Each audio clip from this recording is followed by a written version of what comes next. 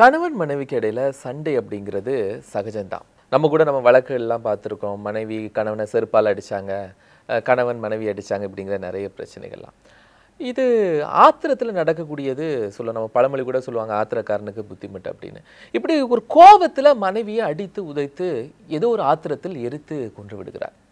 இப்போ ஒரு ஆத்திரத்தில் தான் இந்த கொலையை செய்து விட்டார் அப்படின்னு சொல்லி தண்டனையிலிருந்து இவர் தப்பிக்க முடியுமா?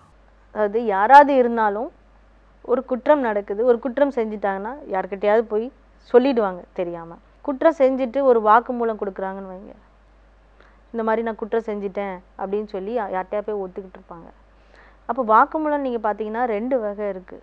ஒன்று சட்டம் சார்ந்த வாக்குமூலம், இன்னும் சட்டம் சாராத ஒப்புதல் வாக்குமூலம்.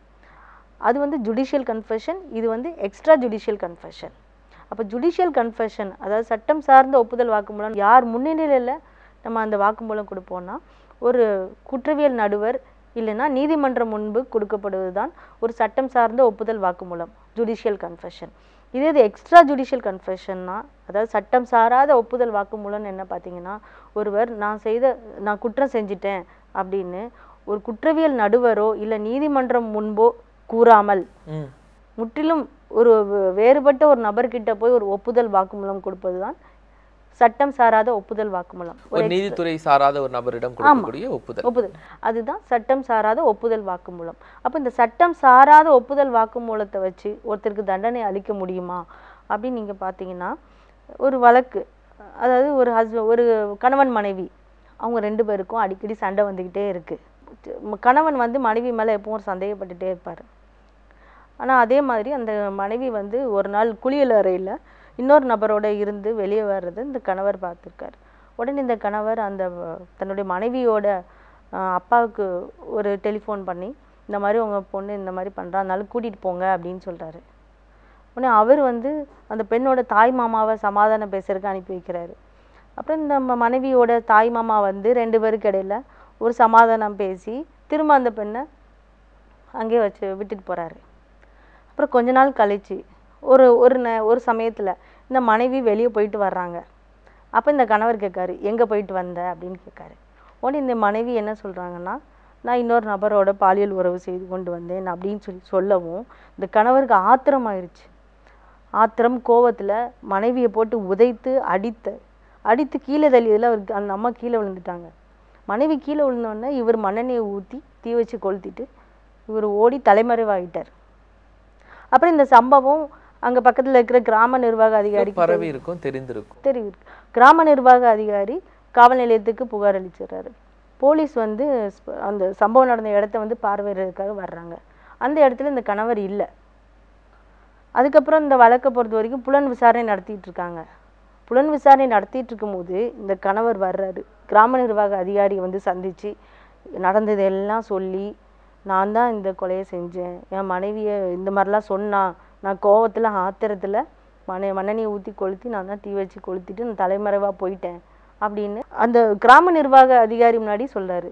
கிராம நிர்வாக அதிகாரி இதெல்லாம் ஒரு எழுத்து மூலமாக ஒரு பேப்பரில் எல்லாத்தையும் ரெக்கார்ட் பண்ணிட்டு அவர் ஒரு ரிப்போர்ட் ஒன்று தயாரித்து இந்த நபரையும் கூட்டிகிட்டு காவல் நிலையத்தில் போய் ஒப்படைச்சிடுறாரு. அதுக்கப்புறம் அவரை கைது செய்து இந்த விசாரணை நடக்குது. இந்த வழக்கு நடக்கும்போது இந்த கணவர் சொல்கிறாரு, என் மனைவியை நான் கொலை செய்யவே இல்லை அப்படிங்கிறாரு. ஆனால் அங்கே பார்த்தீங்கன்னா சட்டம் சாராத ஒப்புதல் வாக்குமூலத்தில் எல்லாரும் கூறியிருக்காரு. ஸோ நீதிமன்றம் இவர் வந்து கொலை செய்திருக்கார், இவர் மனைவியை இவர் தான் கொலை செய்தார் அப்படின்னு உறுதி செய்து அவருக்கு ஆயுள் தண்டனை வழங்கப்பட்டு விடுகிறது. இந்த தண்டனையை எதிர்த்து இந்த கணவர் உயர்நீதிமன்றத்துக்கு வர்றாரு. உயர்நீதிமன்றத்தில் முதல் விஷயம், ஒரு சட்டம் சாராத ஒப்புதல் வாக்குமூலத்தை அடிப்படையாக வச்சு ஒருத்தருக்கு தண்டனை வழங்கலாமா வேண்டாமாங்கிறத பரிசீலித்து பார்க்குறாங்க.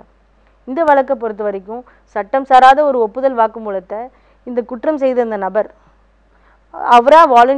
அவராகவே போய் அந்த கிராம நிர்வாக அதிகாரியை சந்தித்து தன்னை தனிப்பட்ட சொந்த காரணங்களுக்காக அவர்கிட்ட போய் எல்லாத்தையும் சொல்லியிருக்காரு. இதில் எந்த சந்தேகமும் இல்லை. அப்படியே சந்தேகம் ஏற்பட்டாலும் ஒரு சட்டம் சாராத ஒப்புதல் வாக்குமூலத்தை உறுதி செய்யணும். அதை எப்படி உறுதி செய்யறதுன்னா, ஒரு தனிப்பட்ட சாட்சி மூலமாவோ இல்லாட்டி ஏதாவது ஒரு ஆதாரங்கள் மூலமாவோ நம்ம சட்டம் சாராத ஒப்புதல் வாக்குமூலத்தை உறுதி செய்துக்கலாம். அதாவது வில்லேஜ் ஆஃபீஸர்கிட்ட ஆமா அதுவும் சொன்னதை பண்ணிக்கலாம். எடுத்துக்கலாம். ஆமா எடுத்துக்கலாம். இல்லாட்டி வேற ஏதாவது மற்ற இல்ல, ஆதாரம், உறுதி செய்வதற்கான வேற ஆதாரம் அப்படிங்கிறது அதாவது அந்த சர்க்கம்ஸ்டன்சஸையும் நம்ம பார்த்துக்கலாம். இப்போ இந்த வழக்கை பொறுத்த வரைக்கும் இந்த கணவர் இருக்கலையா, இந்த குற்றம் செய்தார், கொலை செய்த இந்த நபரோட நடத்தையே வந்து அவரோட சட்டம் சாராத ஒப்புதல் வாக்குமூலத்தை உறுதி செய்கிறது. எப்படின்னு பார்த்தீங்கன்னா, சம்பவ இடத்துக்கு போலீஸ் வந்திருக்காங்க. அந்த இடத்துல இவர் கணவர் இல்லை, தலைமறைவாயிட்டார். அடுத்த நாள் தான் இவர் வந்து கிராம நிர்வாக அதிகாரியை சந்திச்சு ஒப்புதல் வாக்குமூலத்தை கொடுத்திருக்காரு. அதுலேயும் அவர் சொல்லியிருக்காரு, நான் வந்து தீ வச்சு கொளுத்திட்டு நான் தலைமறைவா போயிட்டேன்னு சொல்லியிருக்காரு. இவரும் சாட்சியத்தில் எந்த இடத்துலையுமே நான் சம்பவம் நடக்கும்போது நான் போலீஸ்லாம் வந்திருந்தாங்க, நான் அங்கே தான் இருந்தேன்னு அவர் சொல்லவும் இல்லை. ஸோ அப்போது அந்த கணவர் வந்து தலைமறைவாக இருந்தது உறுதி செய்யப்படுகிறது. அவர் தான் தப்பு செஞ்சுட்டு தலைமறைவாக இருக்காரு அப்படிங்கிறது சட்டம் சாராத ஒப்புதல் வாக்குமூலம் உறுதி செய்யப்படுகிறது இதன் மூலமாகவே, அவருடைய நடத்தை மூலமாக.